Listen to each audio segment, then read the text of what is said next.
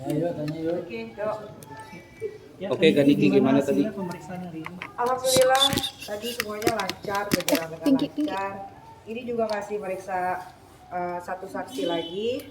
Habis itu ya tinggal tunggu kelanjutan dari Polres Jakarta Selatan. Terkait yang unggahan Kaniki tadi di Instagram, maksudnya gimana? Yang video di Telegram Kak Niki bisa dijelaskan? Oh itu video, itu nanti beda lagi laporannya. Jadi itu laporan terpisah gitu. Jadi ada artinya akan ada berapa laporan? Berapa Bang? Kalau secara hukum bisa ada 2 laporan lagi. Yang jelas satu laporan terkait perlindungan anak, satu lagi terkait undang-undang ITE, tapi kami belum laporkan. Lapornya tetap satu orang ini Tetap. lapornya. Tetap nih kita pelapornya, terlapornya ada seseorang. Kan itu berarti yang di Telegram barusan yang diduga video shoot nanti akan ada laporan tersendiri. Ada laporan tersendiri lagi. Atau memang anaknya Kaniki juga ada dalam konten itu yang dijual-jualkan Ya seperti apa? tunggu aja lah. Mungkin waktu depannya bakal mau digimanain sih Kaniki? Depannya bakal mau digimanain? Ya gimana ya, masukin ke penjara aja. Biar ada efek jerak, biar jadi pelajaran untuk anak-anak muda di luar sana juga. Kalau masih muda yang sesuai sama umurnya aja, lakukan sesuai sama umurnya gitu kan. Ya umur segitu lagi lucu-lucunya ya, kalau pengen tahu pergaulan ya cukup tahu pergaulan aja, tapi jangan sampai kebablasan. Niki, kamu merasa dibohongi nggak sih dengan abunya, dengan yang prank, terus dari yang dibilang itu, ternyata kan kamu sendiri punya bukti jelas gitu. Kalau kami sih gini, jadi gini, dalam persoalan ini kita nggak masuk kepada persoalan-persoalan di luar hukum ya. Jadi yang jelas setelah kami pelajari ini ada dugaan tindak pidana kejahatan. Artinya tindak pidana kejahatan yang diatur dalam Undang-Undang Perlindungan Anak dengan ancaman hukumnya minimal 5 tahun dan maksimal 15 tahun. Ada lagi Undang-Undang Kesehatan, ada lagi KUH pidana, dan itu ancamannya di atas 4 tahun. Jadi kami tidak masuk kepada persoalan-persoalan lagi. Dia mau cerita apa saja silakan. Yang jelas hukum itu tegak lurus. Tidak akan bisa lari kemana mana. Saya kejar kamu di mana saja. Itu saja yang harus tahu.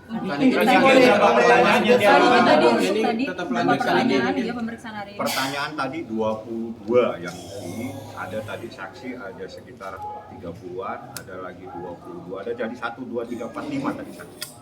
Kaniki, kenapa membawa Ayolo sama Cindy dan lain-lain untuk menjadi saksi kan? Kenapa membawa Cindy dan Yolo? Karena Cindy adalah teman online-nya itu anaknya. Jadi dia tahu betul bagaimana prosesnya, cara berkenalan, sampai akhirnya terjadi pinjam-pinjam uang, ada urusan hamil, aborsi, dan lain-lain. Kaniki, aku juga sempat kontakkan sama si Cindy, katanya dia juga punya beberapa bukti-bukti yang yang seputar masalah ini, termasuk soal aborsi sendiri. Gimana? Ya makanya kan dia jadi saksi. Kalau itu sudah disampaikan di dalam proses pemeriksaan dan dengan data-data yang ada. Jadi itu persoalan yang kami laporkan.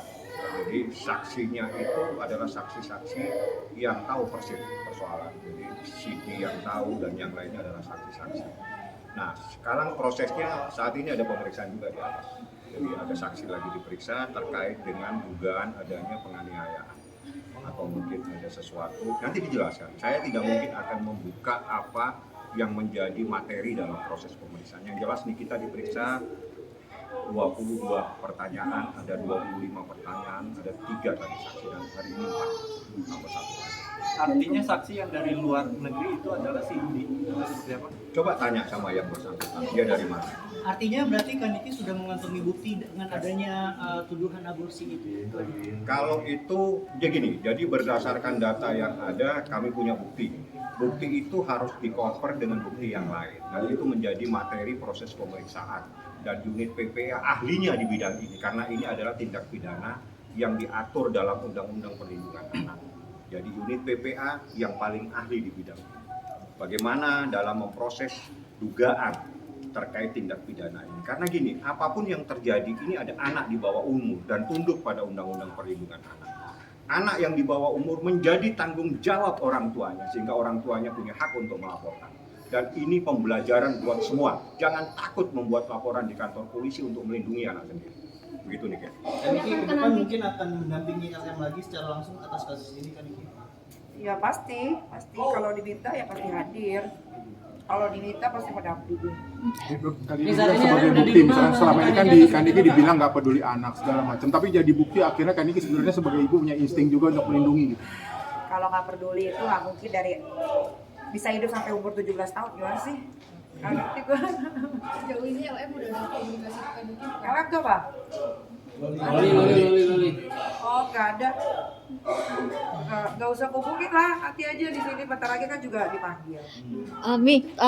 Tadi kan terkait pinjaman uangnya sering meminjam uang. Mungkin ada laporan kah yang masuk ke Mimi sendiri terkait pinjam meminjam uang senilai? Ada, tapi itu bukan hal yang penting lah ya.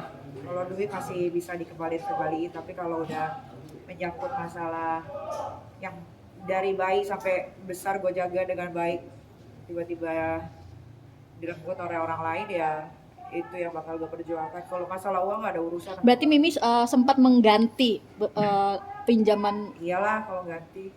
Berarti Duit mah gak seberapa, Bo.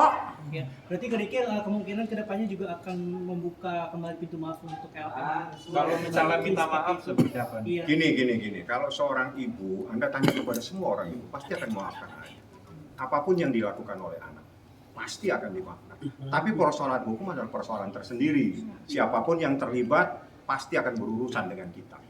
Ini genderang perang sudah ditabuh sama kita. Ikutin saja gimana. Ini tidak main-main. Pasal ini kita lapis-lapis untuk melindungi seorang anak yang berumur 16 tahun. Ingat, pada saat kejadian umurnya baru 16 tahun, sekarang mau 17 tahun. Itu adalah anak yang harus mendapatkan perlindungan dari orang tuanya. Jadi ini adalah tindakan seorang orang tua untuk melindungi anaknya. Ini bukan main-main. Tidak gampang Niki datang dari rumahnya membuat sebuah laporan. Kalau dia tidak sayang sama anaknya, dia tidak berdiri di sini. Itu yang harus dipahami. Oke. Nanti kan Loli Mengingat akan ini kan dipanggil nih Bang. Pasti dipanggil. Siapapun yang terlibat pasti dipanggil oleh Nah polisi. itu kan harus ada pengawasan orang tua atau keluarga. Ya, ini orang tua. Kani kita nanti akan mendampingi Ada. atau seperti apa? Ada, ini kita yang ngawasi. Pemanggilan nanti. Ada. Teknis itu. Oke. Kak Niki ini kan terkait juga anak di bawah umur. Apakah nanti akan meminta bantuan dari Komnas Anak? Gak perlu, gak penting. Komnas anak-anak itu gak ada kerjaannya dia. Ini kalau sekarang berada di mana nih? Gak tahu. Bantulah. Kan Niki mungkin kalau boleh tahu saksi yang dipegang ini apa aja mungkin? Itu materi pemeriksaan. Sekali lagi saya katakan, itu menjadi bahan yang ada di atas. Kalau semua materi saya buka di dalam ini, kami tidak etis secara etika. Karena ada hal-hal, apalagi terkait dengan Undang-Undang Perlindungan Anak itu sifatnya harus tertutup. Tidak boleh semua diungkap. Yang saya beritahu saja, ini adalah kejahatan. Ya. Dan ada ancaman minimal 5 tahun, maksimal 15 tahun. Kita juntukan dengan Undang-Undang Kesehatan, kita juntukan dengan pasal KUH pidana. Jadi seperti itulah pasal-pasalnya. Materinya tanya di atas. Kalau atas menjelaskan, itu hak mereka. Saya nggak punya hak. Paham ya? Misalkan nanti ketemu sama Loli bakal ada yang disampaikan. Tanya tuh, Bang, apa sih?